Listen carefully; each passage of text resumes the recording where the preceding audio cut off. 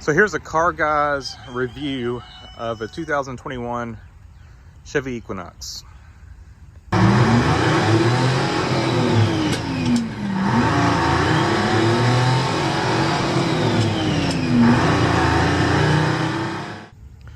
And I say car guy because I've got a 1976 International Harvester fire truck, 1985 300D Mercedes 300D, a 1985 Mercedes 300 TD, a 1985 Chevy C10 pickup, a 1975 Lincoln Continental, and then the newest car that I drive is a 2002 Chevy Suburban, but the two Mercedes have been my daily drivers for the past 8 years.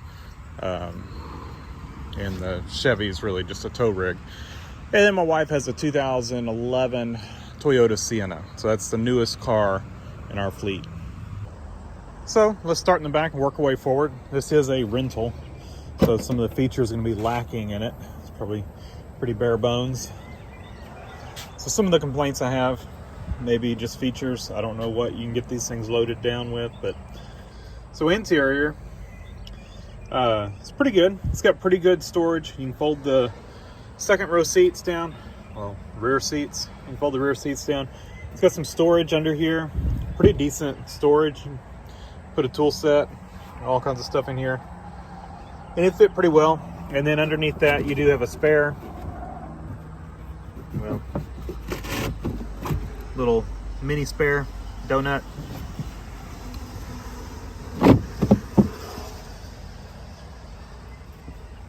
But decent storage area, probably a panel for some other feature, and then there's your rear seat folding levers, and you got a power outlet and some tie downs and stuff like that. So let's move forward to middle. Guess as we're walking around, we can talk about the styling. I call these cookie cutter cars because pretty much every manufacturer has one that looks very similar.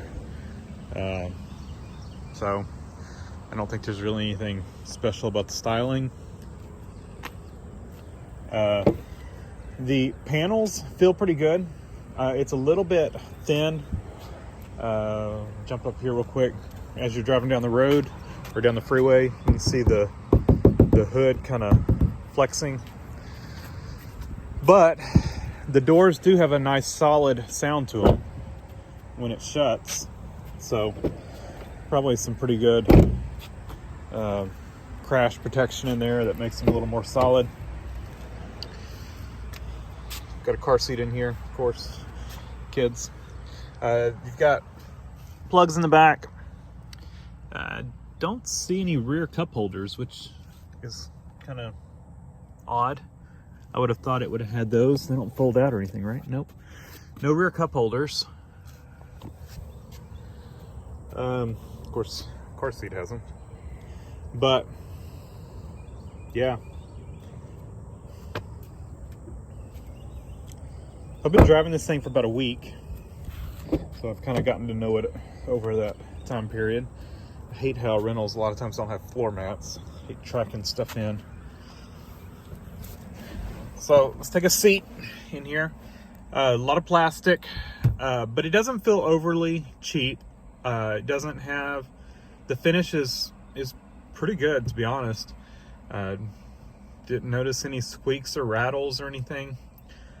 It's got a sporty look. I have to say that.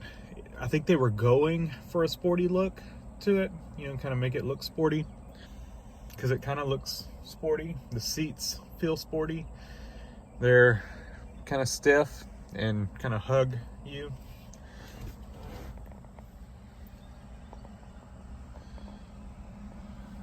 I think on a road trip they might get a little stiff after a while. There's not a whole lot of padding. They're pretty firm. They are power seats, or at least the driver's side is. not heated. Of course, that's probably just the trim level that's this thing's equipped with in a rental. We'll go ahead and start it up. Like I said, I've been driving this thing about a week. It's push to start. I've finally mostly gotten used to that. I used to pull my keys out every time I'd get in it, and I finally got where I don't pull my keys out. I guess let's go through some of the features. Radio's decent, feels a little cheap. The touchscreen stopped working at one point. Next time I started it up, it was working again. I don't really know what the deal was there. But yeah, it's got Apple Play and Apple CarPlay, Android Auto, so you can do your navigation through here. It's got OnStar. I think you can even do navigation through OnStar. I think if I push this, yeah, it's got some kind of OnStar turn-by-turn navigation, and I guess it's got cellular as well. I haven't messed with any of that stuff, but it's got a decent sound to it. It just kind of feels cheap with the interface on it, and yeah, but it's got decent sound quality, and like I said, the CarPlay works fine. I didn't try Android Auto.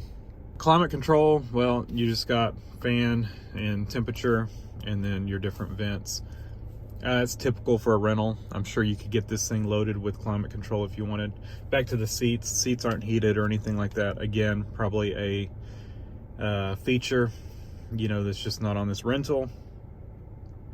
This thing is all-wheel drive. I did not try it out. I turned it off when I left the rental car parking lot. Let's put the gauges real quick. Get a tachometer, speedometer, fuel gauge, and temperature. No volt gauge, no oil pressure. That's pretty typical for newer cars. The speedometer to me is a little on the small side, and this thing's not going to do 160, so I wish they would have maybe stopped it at 140 to give you a better spacing between the speeds, make it a little easier to read.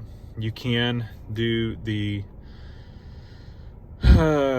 speed on here through your little display, but I kind of like having my fuel economy on there, or either my range. I kind of like leaving it at this screen where I can see my fuel range and my fuel economy. Since we mentioned fuel economy, we'll talk about fuel economy real quick. So I reset the trip and mile per gallon when I got this car. It's pulling down 26 miles per gallon. That's mixed driving, city, freeway. That's decent. To be honest, I would have thought it would have done a little better. The same driving with my two Mercedes over there, I get between 24 and 26, and they're diesels, so they're going to get better gas mileage, but they're 3-liter diesels, and this is a 1.5 liter. So I would have thought they would have done a little better than that. Like I said, they're doing slightly better than those will do. And gas is cheaper than diesel, so this would be cheaper to drive. But I just figured I would get like 30 or so average. But I'm sure out on the road you probably get like 35 or something like that. But I just thought I would have averaged 20 better than 26. This thing does have auto stop. It's probably the most annoying thing about it. Pull up to a stoplight and the thing just shuts off. You let off the brake pedal, it starts back up. Where it gets annoying though is when you're when you're at a light, and everybody moves forward at the light, and of course you want to move forward a little bit, but your car's off. You really don't want to make it start again. That's just me, I guess. I mean, I'm sure you're just supposed to drive it like normal, but I really don't want to make it start again because it's just gonna stop again when I stop again, so I might as well just let it stop. Anyway, yeah, it's annoying, but I mean, it's doable. Long term, I wonder how well the starter is going to hold up, because this one's already not sounding the best, and this thing's only got 40,000 miles on it, which to me is kind of high for a rental. I kind of thought they used to get rid of them around 30,000, but maybe they keep them longer now. I don't have rentals very often. So it has lane assistance. That's also kind of annoying. It's a good feature, but it does get annoying. I'll give you two scenarios where it's been annoying. 2-lane road, where you've got, oncoming traffic, 2 lanes, one this way, one this way. And so a lot of times I'll go over and hug the right just a little bit more than center, because, you know, oncoming traffic will be hugging the center line sometimes. It doesn't like that. You know, if I'm in the center lane and I see somebody hugging the center line, and so I come over and go a little over to the right just to give them a little extra room, it wants to pull me back. So it doesn't just alert, it actually will pull the steering wheel. So it's, you know, I'm not drifting over, I'm purposely going over, and it's trying to pull me back. The other scenario is if I'm passing an 18-wheeler on the freeway. You know, a lot of times they're hugging the line next to me, and so I'll hug my other line because there's no one on that side, or, you know, it's a median or whatever, and or a shoulder, and, you know, it'll try to pull me back center. So that's a little bit annoying, but otherwise, you know, it's a great feature to have, because if you're not paying attention or something and you drift over, it's going to pull you back. But I mean, it's easy to turn off. You can just turn it off. This thing also has that collision avoidance to where, and you can set that right here, so you can set your distance. So if the person in front of you starts slowing down, and you're increasing or you're decreasing that space between you and that next car, and you're not braking, it's gonna pop up with these little, it's gonna beep at you and pop up this little red light or whatever it projects onto the windshield. You know, those features are great for safety and be perfect for a new driver. Otherwise, interior, you know, it's decent. Of course, it's got power windows, power locks, all that stuff. I don't know if you can get these things with manual windows and locks. You can see out of it decently. The B pillar and C pillar are rather large, and so seeing out of it, you know, you got a decent little blind spot. That back window is pretty small, so it's just something to keep in mind. Make sure your windows are adjusted really well.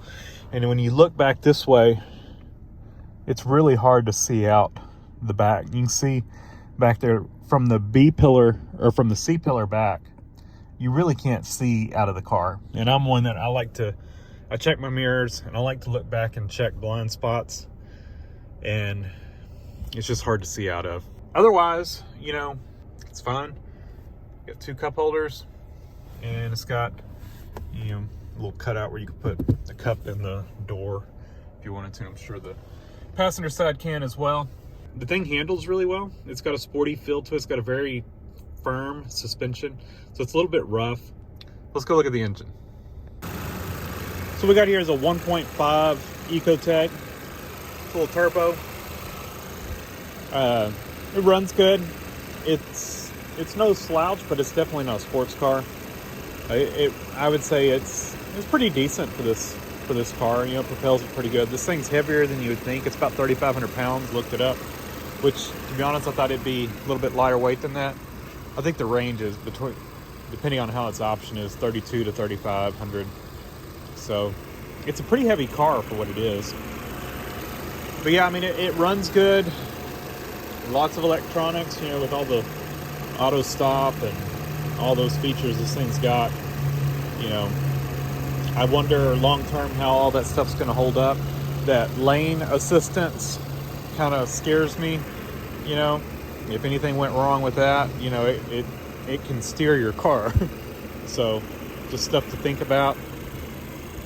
I kind of like simplicity, and these things aren't simple, but you know, if they're built well, you know, there shouldn't be any issues. I just don't know how well they hold up over time. Acceleration and all that's decent on it, you know. I'll look up 0 to 60 times and put them here. But like I said, it's not a sports car. It's got a sports car feel. Maybe because it's got a turbo, they're trying to make you think it's a sports car, but it's a 1.5 liter. It's not a powerhouse, but you know, it will get you where you need to go. And that's what I think about these cars as being. You know, they do good at getting you where you need to go. This thing's got 40,000 miles on it. I'm guessing it's been fairly trouble-free, or probably the rental company wouldn't keep it. I guess that's really it under the hood. I mean, can't see a whole lot. Pretty big battery. I'm guessing it needs it for all that auto stop that it does. I'm going to close this up, and then we'll wrap this up. Overall, my view on it, you know, I disliked it more when I first started driving it, but I got to where, you know, it was pretty good.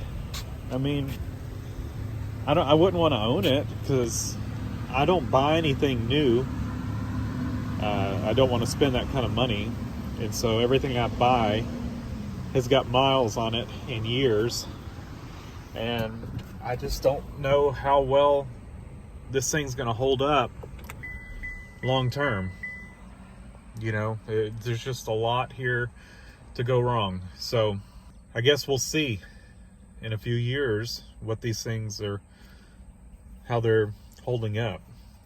If you've got any experience with one of these cars, or even one similar, like with auto stop and all these other features, and you've had issues with them, or you have not had issues, let me know.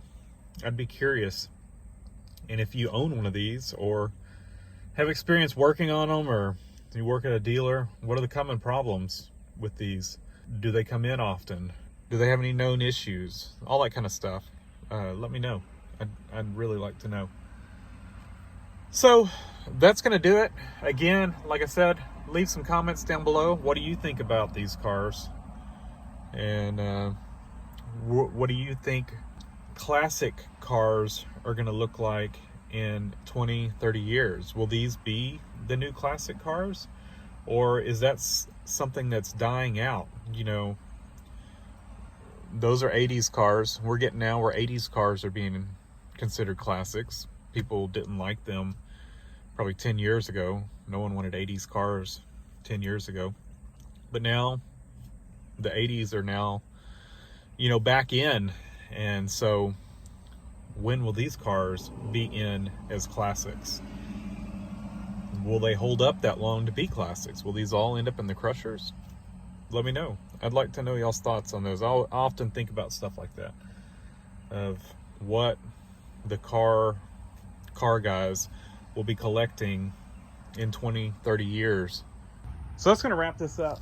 Check out my channel if you're curious on all those other cars I mentioned that I have.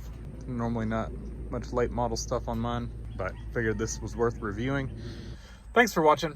Leave a comment down below, hit the like button, and subscribe for more.